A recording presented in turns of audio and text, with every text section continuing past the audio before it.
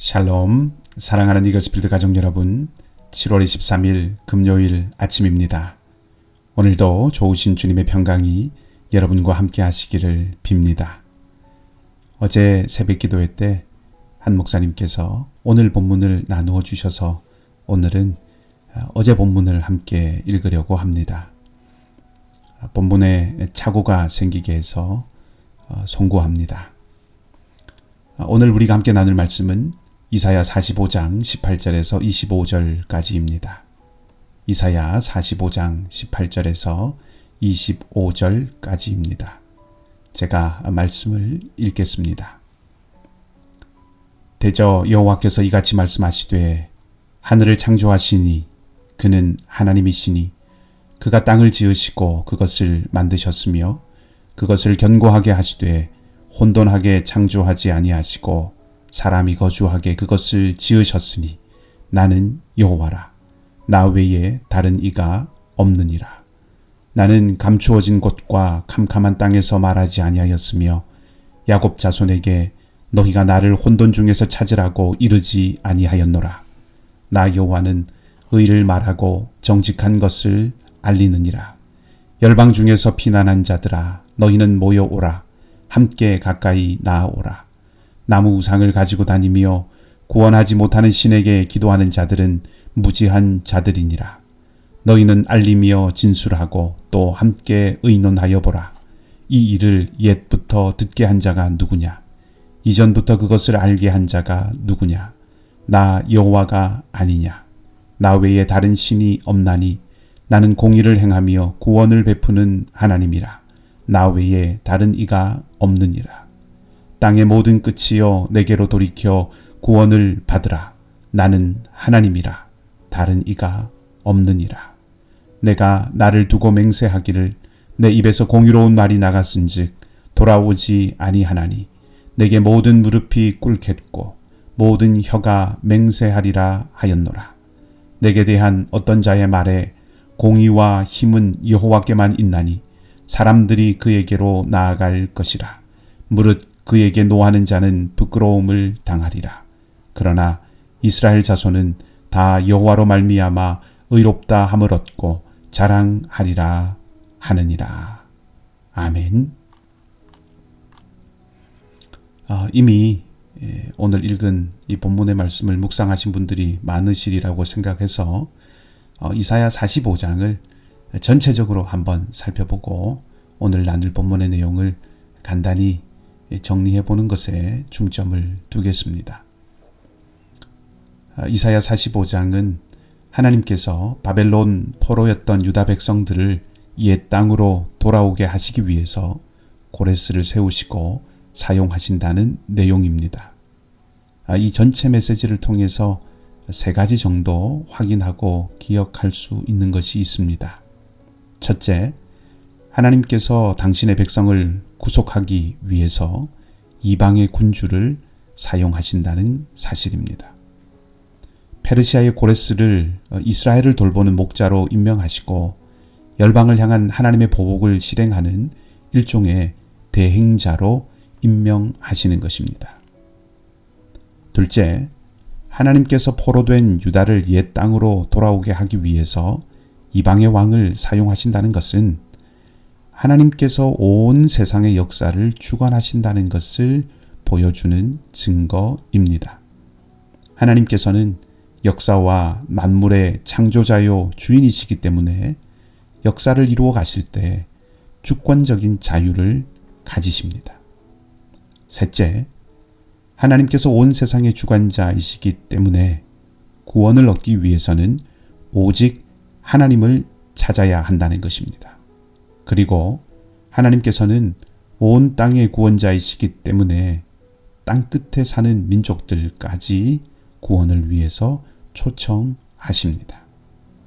이 세 가지 내용이 이사야 45장에 담긴 내용과 메시지입니다. 하나님께서 이렇게 말씀하시는 이유가 있습니다. 45장을 일종의 대화라고 생각하고 그 장면을 상상해 보시기 바랍니다. 누구인지는 정확히 알 수 없지만 어떤 이가 고레스를 사용하시는 하나님의 계획과 마음에 대해서 이 일을 제기합니다. 하나님이 이방인 고레스를 사용하신다는 것이 이해할 수 없는 일이라는 것이지요. 이방인은 결코 하나님의 종이 되고 하나님의 역사에 선하게 동참할 수 없다는 것이 그런 생각의 배경입니다. 왜냐하면 유다 백성들만이 언약이 있는 백성이고 하나님의 백성이기 때문입니다. 선민의식이죠. 그리고 고레스가 바벨론을 무너뜨리고 세상을 정복하면 세상은 또 다른 혼란스러운 상태로 바뀔 것이라고 생각을 했습니다. 이런 생각에 대해서 하나님께서 앞에 말씀드린 세 가지로 대답하시는 것이 45장이라고 생각하시면서 읽으시면 전체 메시지를 이해하는 데 도움이 됩니다. 오늘 살펴보고 있는 본문은 특별히 고레스가 바벨론을 무너뜨리고 세상을 정복하는 일을 하면 세상은 또다시 혼돈에 빠지는 것이 아닌가 하고 이 일을 제기하는 것에 대한 하나님의 답변과 유다 백성들만 하나님의 구원의 대상이라는 그 생각에 대한 하나님의 응답이라고 할 수 있습니다. 18절 말씀을 보면 창조하시는 하나님에 대한 말씀이 나오지요. 그리고 그 내용을 보면 하나님의 창조는 견고함과 질서가 특징이라고 말합니다. 고레스로 인해서 세상이 다시 혼란스러워지고 혼돈에 빠질 것이라는 생각에 대해서 하나님께서 내가 창조자가 아니냐, 그리고 나는 혼돈에서 질서로, 견고하지 않은 데서 견고함으로 창조하는 자다, 이렇게 말씀을 하시는 것입니다. 즉 고레스를 들어서 쓰시는 것은 새로운 역사를 창조하는 것인데 하나님이 창조하시는 새 역사는 혼돈이 아니라 견고함과 질서가 있는 역사가 될 것이라고 말씀하시는 것이죠. 20절 이하는 구원자는 오직 하나님이시며 그 하나님께서 열방과 땅 끝을 하나님의 구원에 초청하는 그런 내용이라고 할 수 있습니다. 유다만 구원의 언약이 있는 백성이라는 생각에 대한 응답인 셈입니다. 자, 이런 전체적인 부분들을 보면서 한 가지만 말씀을 드리려고 합니다. 45장을 이해하기 위해서 하나님께 이 일을 제기한 사람을 생각해 보면 좋겠다라고 말씀을 드렸는데 그것과 관련해서 하나님은 대화하시는 분이십니다. 대화의 중요한 부분 가운데 하나는 상대방을 듣는 것이죠. 하나님은 일방적으로 통보하시고 그것을 소통의 방법으로 삼으시는 분이 아니십니다. 하나님은 명령하고 사람과 피조물들은 복종하는 상명하복이 하나님의 소통 방식이 아닙니다. 물론 우리는 하나님의 말씀을 들어야 하고 순종해야 합니다. 그러나 하나님께서 요구하시는 순종은 하나님에 대한 응답으로서의 순종이지 모든 인격적인 응답을 배제한 기계적인 복종이 아닙니다. 어떤 의미에서 그것은 굴종이라고 할 수 있겠지요. 하나님은 하나님을 향해서 의문을 내놓고 또 이 일을 제기하는 모습 앞에서 불쾌함을 내보이시거나 폭력적인 대화를 하시지 않으십니다. 하나하나 깨우쳐 주시면서 응답하십니다. 고레스 때문에 세상이 혼돈 가운데 빠질 것이라는 전망을 두고 내가 고레스를 세웠고 나는 질서와 견고함으로 창조하는 하나님이니 혼돈은 없을 것이다. 그렇게 말씀을 하시지요. 유다만 구원의 언약이 있는 백성이라는 생각 앞에서는 온 세상에 이렇게 열방을 통치하고 역사를 주관하는 신이 나밖에 없지 않느냐. 그렇다면 모든 세상을 구원할 수 있는 이도 나밖에 없고 나는 온 세상의 구원자이니 모두가 구원받을 길을 여는 것이 옳지 않느냐고 말씀하시는 것입니다. 앞서 대화의 중요한 부분 가운데 하나가 상대방을 듣는 것이라고 했습니다. 하나님은 그렇게 들으시고 응답하신 것이죠. 자, 이제 이 말을 유다에게 적용시켜 보십시다. 이 일을 제기한 후에 응답하신 그 하나님의 말씀을 들었다면 이제 어떤 반응을 보여야 올바른 것일까요? 하나님을 이해하고 알게 된 만큼 자신들의 생각을 바꾸고 넓혀야 합니다. 하나님의 말씀을 듣고서도 여전히 자기 생각에 갇혀 있으면 안 됩니다. 만일 여전히 옛 생각에 갇혀 있다면 대화를 한 것이 아니라 자기 생각을 쏟아 놓은 것뿐이지요. 독백을 한 것이라고 할 수 있습니다. 그러면 발전도 변화도 없습니다. 하나님의 말씀을 묵상하고 말씀을 알아간다는 것도 동일합니다. 묵상하는 만큼, 알아가는 만큼 더 넓어지고 깊어지고 나를 바꾸고 변화시켜 간다는 것이지요. 그것이 교제입니다. 보지 못할 수 있습니다. 시야와 생각이 좁을 수 있습니다. 그것 자체는 그저 사실, 팩트일 뿐입니다. 다만 거기에 계속 사로잡혀 있으면 그때는 그것이 그냥 현실이 아니라 문제가 될 수 있습니다. 주권적으로 역사를 주관하시는 하나님을 신뢰하면서 산다면 오늘 내 생각과 태도에서 무엇이 바뀌어야 할지를 한번 생각해보고 찾아보는 하루가 되기를 바랍니다. 열방을 구원하시는 하나님의 크고 놀라운 사랑과 긍휼을 믿는다면 나는 내 마음에 무엇을 품고 살아야 할지를 생각해보고 또 찾아보는 하루가 되기를 바랍니다.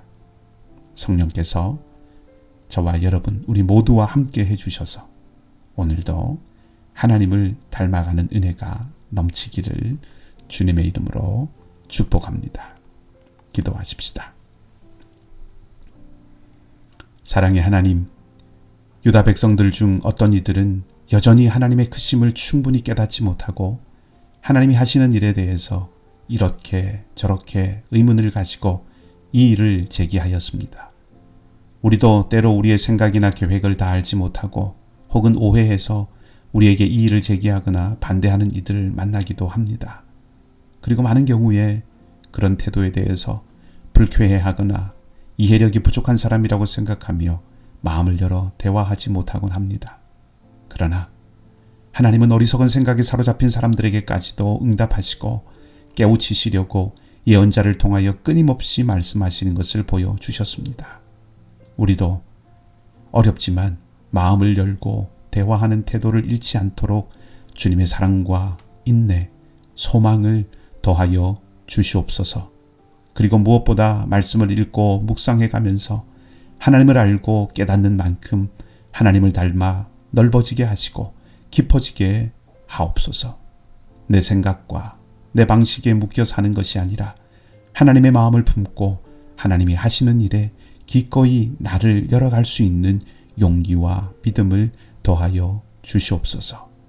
연약한 우리 교우들을 지켜주시되 윤혜정 집사님과 부모님들 그 가정을 붙들어 주시고 수술 후에 회복 중인 교우들과 함께 하시고 상록의 어르신들과 우리 가정의 자녀들과 비즈니스와 직장과 또 학업 가운데 선하신 주의 손길로 함께 하시며 선교사님들의 사역과 기도의 제목에 각별한 주님의 은혜를 오늘도 더하여 주시옵소서. 오늘 하루의 삶도 온전히 주님께 맡겨드리며 좋으신 우리 주님 예수 그리스도의 이름으로 기도하옵나이다.